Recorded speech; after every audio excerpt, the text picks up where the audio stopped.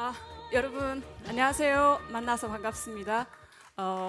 오늘 여러분에게 유령 입자에 대해서 소개해드릴 IBS의 기초 지하실험연구단 서선희라고 합니다. 자, 아주 오랫동안 인류는 아래와 같은 두 가지 질문에 대해서 답하려고 노력해 왔습니다. 그 첫 번째 질문은 뭐냐면은 우리 우주를 이루는 가장 기본적인 물질은 무엇인가?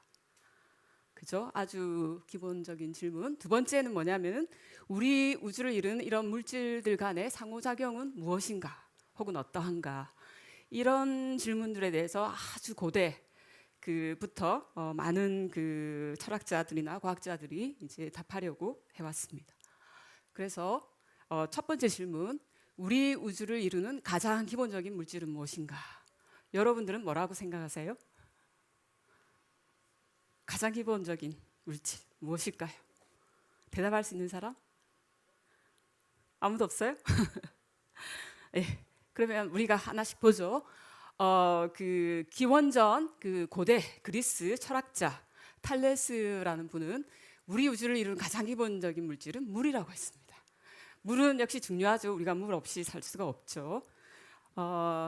그 다음에 엠페도클레스라는 또 고대 그리스의 철학자, 이분은 물뿐만이 아니다. 불도 있고 공기도 있고 흙, 이 네 가지가 우리 우주를 구성하는 가장 기본적인 물질이다라고 얘기했습니다. 여러분들도 공감이 가죠, 그죠? 그럴 것 같죠, 그죠? 그다음에 세 번째 아리스토텔레스, 아주 유명하죠. 아리스토텔레스 이 철학자이자 과학자인 이분은 여기 그 네 가지에다가 하나를 더 붙였습니다. 에테르라고 해서 이 에테르는 이제 천계를 구성하는 물질이다 해서 5가지를 제안을 했고요. 그 다음에 마지막으로 그 데모크리토스, 이분은 최초로 이제 고대적인 개념의 이제 원자론, 여러분 원자를 들어보셨는지 모르겠는데 아주 국민학교에서는 아직 안 들어봤을 것 같은데, 우리 우주는 원자와 텅 빈 공간으로 이루어져 있다라고 얘기를 했습니다. 그렇다면 오늘날에 와서 우리 현대 인류가 우리 우주를 구성하는 가장 기본적인 물질을 무엇인가, 혹은 상호작용, 그 입자들 간의 물질들 간의 상호작용은 무엇인가, 이거에 대해서 답하고자 하는 학문이 있습니다. 아까 질문들 있잖아요. 그 질문들에 대해서 답하고자 하는 게 입자 물리학입니다. 물리학에도 여러 가지 종류가 있는데 입자 물리학이 이제 이 질문에 대해서 답하고자 하는 학문이 되겠습니다. 그래서 입자 물리학에서는 그 표준 모형으로 아까 그 두 가지 질문에 대한 답을 하고자 합니다. 그러면 그 표준 모형에 따르면 우리 우주는 이렇게 6개의 쿼크로 이루어져 있고, 또한 이 6개의 경입자로 이루어져 있다. 그다음에 그래서 총 12개의 입자로 이루어졌다. 아까 뭐 고대에 뭐 공기, 흙, 뭐 물, 불 뭐 이런 게 있었는데 그게 아니고 이런 것들이 우주를 구성하는 기본적인 물질이다라고 얘기를 했고요. 그리고 이 입자들 간의 상호작용은 힘으로써 이제 나타나게 되는데, 그 힘조차도 이런 입자들이 왔다 갔다 함으로써 이제 힘을 서로 주고받게 되는데, 이런 네 가지 입자들이 있다라고 했습니다. 그리고 이런 그 기본적인 입자들에게 질량을 주는 입자라고 해서 힉스 입자라고, 여러분들 많이 들어봤죠? 노벨상 그 받았던 그 2013년도에 받았죠? 힉스 입자 발견으로 그 우리 노벨상을 받은 고 힉스 입자. 그래서 오늘날 우리 현대 입자 물리학에서는 그 두 가지 질문에 대한 답을 이 하나의 그림으로 다 설명할 수가 있습니다. 그래서 우리 보이는 우주는 이 표준 모형으로 잘 설명이 되고 있고요. 근데 표준 모형은 아직까지 중력은 포함하고 있지 않습니다. 중력, 여러분 알죠? 서로 이렇게 떨어뜨리면 이렇게 떨어지는 게 중력 때문에 떨어지죠. 이 중력은 제외하고 그 나머지는 모두 이걸로 설명이 된다. 그다음에 이 표준 모형의 모든 입자들은 현재 모두 발견이 됐고요. 오늘 이제 설명할 중성미자는 우리 우주, 여기 중성미자 3가지가 있는데요. 일렉트론 중성미자, 뮤온 중성미자, 타우 중성미자. 이 3가지는 우리 우주를 구성하는 기본 입자, 아주 근본적인 입자들 중에 하나이다 라는 게 되겠습니다. 그래서 중성미자, 중성이란 말은 전하를 띠지 않는다는 얘기가 되겠죠. 전하가 없고, 미자라는 밀입자, 아주 작은 입자. 그래서 영어로는 뉴트리노라고 쓰고요. 이거는 이제 이탈리아 말로 little neutral one. 그래서 little은 작다는 얘기고 neutral one이 또 중성이라는 얘기죠. 그래서 같은 의미가 되겠습니다. 그래서 기호로는 이렇게 누를 쓰는데 이게 그리스 알파벳의 n에 이제 해당하게 되겠고요. 그래서 뭐 중성미자는 그 말 자체가 중성이라는 그 말 자체가 의미하듯이 전하가 없습니다. 뭐 여러분들 전자, 양성자 이런 건 전하가 있죠, 그죠? 전자는 마이너스, 양성자는 플러스 전하가 있습니다. 근데 중성미자는 전하가 없습니다. 그 다음에 중성미자는 질량이 얼마나 될까? 여러분들 전자는 잘 알죠? 전자의 질량이 아주 작은데요. 전자 질량보다 약 100만 배 이상 작게 됩니다. 그래서 전자 질량을 대략 킬로그램으로 환산을 하게 되면 10의 마이너스 30승 킬로그램. 여러분들 상상할 수 있겠나요? 여러분들 몸무게 뭐 몇십 킬로 이렇게 되죠, 그죠? 그렇게 되는데 여기 마이너스 30, 10의 마이너스 30승 킬로그램이라는 것은 소수점으로 0.000000 했을 때 소수점 아래에 0이 30개 있는 게 되겠습니다. 아주 작죠, 그죠? 그것보다 100만 배 이상 작다. 아직까지 중성미자 질량을 재지는 못했습니다. 아직까지. 그게 우리가 풀어야 할 문제 중에 하나고요. 그래서 아주 가볍기 때문에 중성미자는 거의 빛의 속도로 움직이게 됩니다. 여러분들 광자, 빛 알죠? 빛은 빛의 속도로 움직이죠. 그것과 마찬가지로 이 중성미자는 질량이 아주 작기 때문에 거의 빛의 속도로 움직인다. 그 다음에 빛은 빛 혹은 광자 같은 얘기인데 뭐 파동에 대해서 우리가 얘기할 땐 빛의 파동적 성질을 얘기할 때는 우리가 빛이라고 하고 입자적 성질 얘기할 때는 광자라고 하는데 이거는 우리 보이는 우주에서 첫 번째로 많이 존재하는 입자가 되겠습니다. 내가 자꾸 그 보이는 그 우주라고 얘기를 많이 하는데 여러분 보이지 않는 우주가 훨씬 더 큽니다. 사실 암흑물질이라고 여러분들 들어보셨는지 모르겠는데 암흑물질, 암흑에너지 이런 보이지 않는 것들 우리가 직접 볼 수 없는 이런 그 우주를 이루는 물질들과 에너지는 훨씬 많게 되는데 거기까지는 아니고 우리가 볼 수 있는 우주 중에서는 제일 많은 게 빛이 되겠습니다. 그 다음에 많이 존재하는 게 어떤 입자일까요? 빛 다음에 제일 많이 수소, 또 원자. 시간이 없으니까 제가 답을 할게요.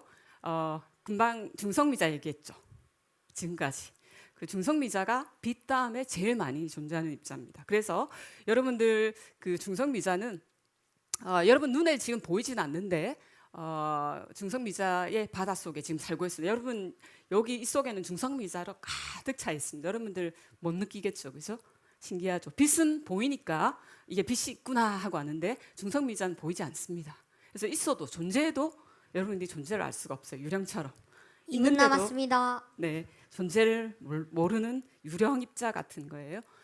그래서 예를 들면은 태양에서 그 핵융합 반응이 일어나서 태양이 이제 우리한테 빛을 보내고 에너지를 보내고 하는데 그럴 때 핵융합 반응을 할 때 중성미자도 만들어냅니다. 그래서 만약에 중성미자가 존재하지 않는다면 태양이 핵융합 반응을 할 수가 없어요. 그래서 중성미자가 없다면 여러분도 존재할 수가 없습니다. 여러분들 태양이 없으면 살 수 없죠, 그죠? 그래서 중성미자는 여러분들한테 아주 중요한 입자가 되겠고요.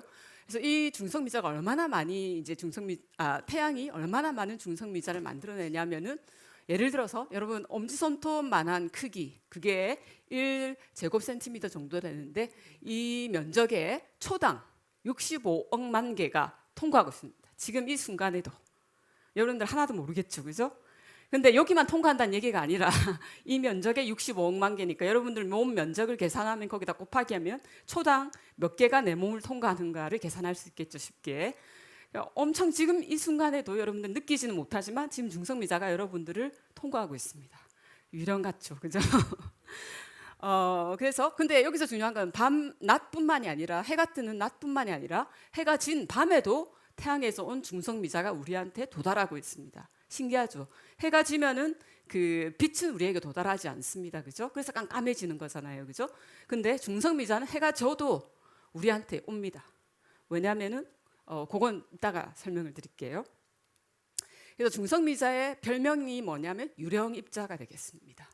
왜냐하면 중성미자가 약한 상호작용을 하기 때문에 말 그대로 상호작용을 아주 약하게 해서 거의 옆 사람, 그러니까 여러분들로 치면 거의 상호작용을 안 해요. 옆 사람들하고 그냥 고독한 존재인 거예요. 혼자 홀로 존재하는 입자. 그래서 거의 그러니까 이 입자가 존재하는지 안 하는지 알려면은 상호작용을 해야 돼요. 여러분들 그 바람이 부는지 어떻게 아느냐 하면은 나뭇잎이 흔들리는 걸 보고 아 바람이 불고 있구나. 여러분들 머리카락이 흩날리는 걸 보고 아 바람이 있구나. 눈으로 바람을 볼 수 없지만 그런 걸 통해서 알 수 있잖아요.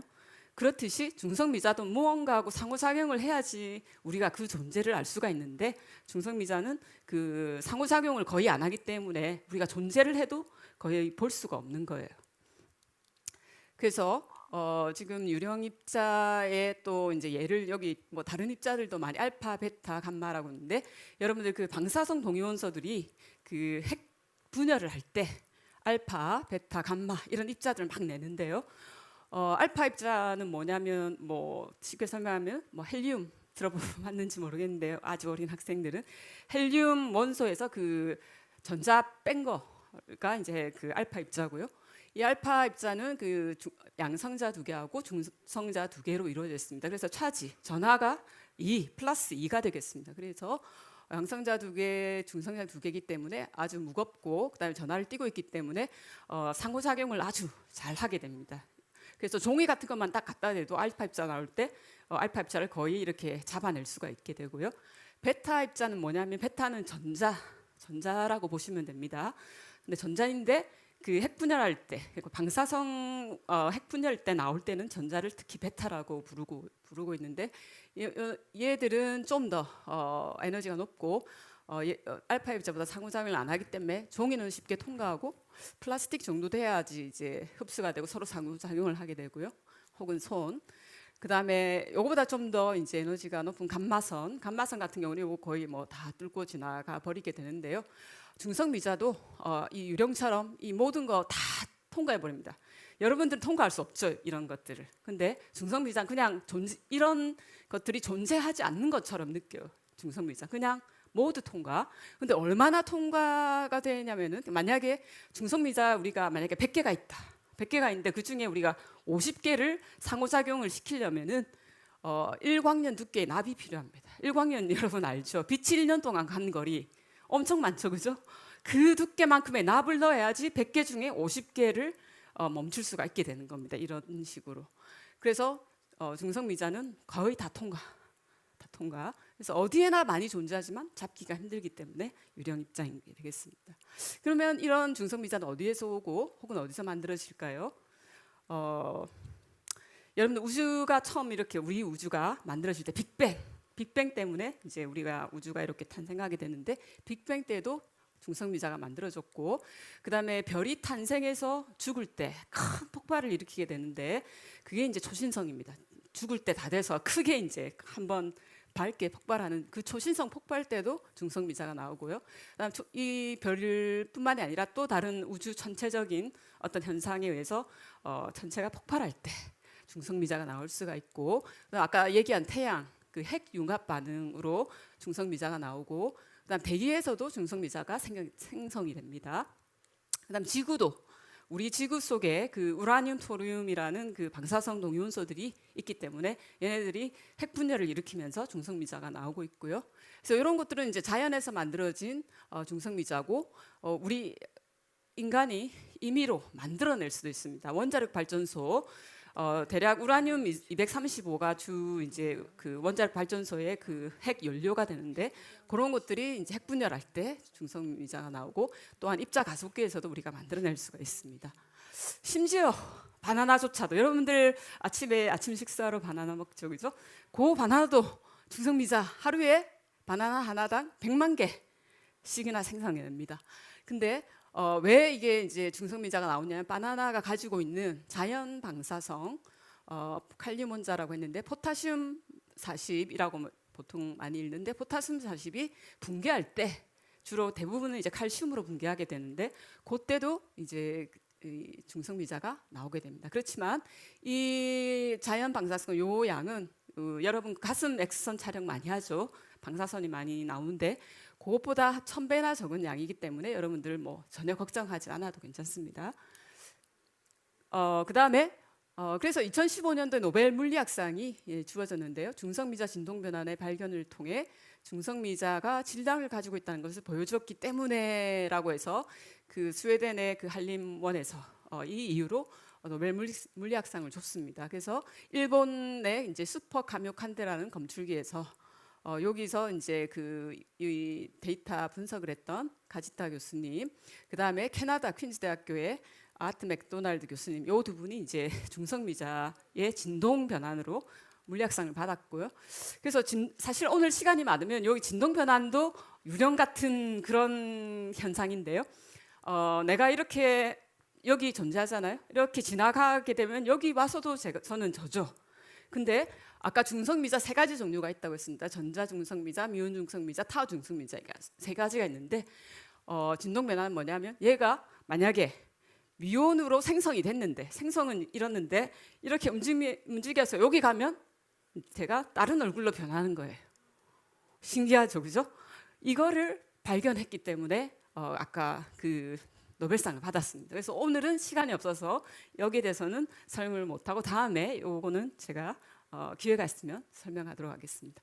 그래서 2016년도에 이제 중성미자 학회에서 이분들하고 제가 같이 사진을 찍었습니다. 제가 특별해서 그런 건 아니고요. 여러분들도 입자 물리학을 하게 되면 이런 분들하고 같이 만나서 얘기하고 이렇게 사진 찍을 기회가 많이 있으니까 여러분들 그 우주의 근본적인 물음들에 관심 있는 학생들은 입자 물리학을 하시기 바랍니다. 감사합니다. 네.